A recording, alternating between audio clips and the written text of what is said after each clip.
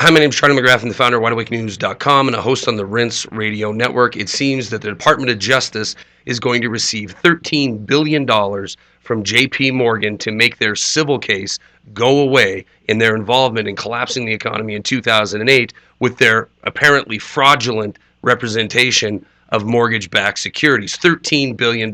You can be rest assured of one thing. This will be touted by the government, by the establishment business media, as the end-all, be-all cure to preventing these kind of fraudulent activities from banks. But let's not forget, J.P. Morgan, even with this record fine, the largest bank in the United States, is too big to fail. $13 billion to J.P. Morgan truly is just chump change. And at the end of the day, Jamie Dimon or any of these other executives, they're not going to be held accountable to pay this fine. The shareholders of J.P. Morgan are going to pay this fine.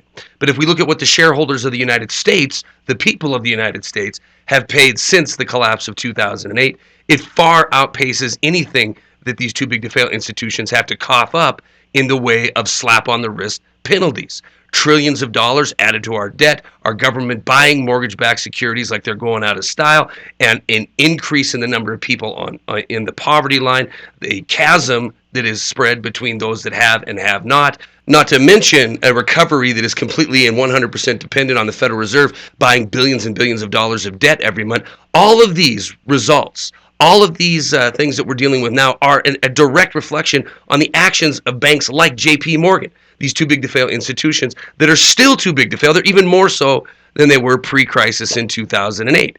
So the question is this a deterrent? Is a $13 billion fine a deterrent? The answer is simply no, because they can't fail. It doesn't matter how much money they have to cough up to the Justice Department. If they're on the verge of failure, they've proven that we will step up as the people, as the shareholders of this nation, and bail them out.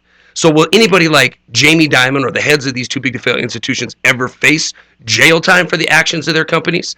The answer is real simple. If we haven't put any banker in jail since 2008, and we have people like Eric Holder, our Attorney General, in 2013, this very year, saying these institutions become so large that it's hard to prosecute them, making them too big to jail. The answer is simple. They're going to pay fines with shareholder money. They're going to decimate the economy and have the shareholders of the nation pick up the tab. But they themselves are never going to face the inside of a prison cell. Therefore, there will never be a deterrent for these too big to fail, too big to jail institutions to keep right on practicing the same tricks over and over again. We must have change in our banking system yesterday.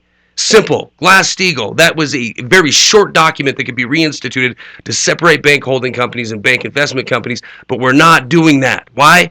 Because special financial interest dominates the political landscape in Washington, D.C. Stories are attached. That's all I got.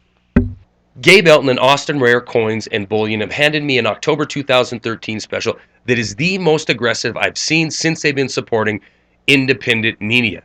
OPM 1 ounce gold bars, $29 over spot.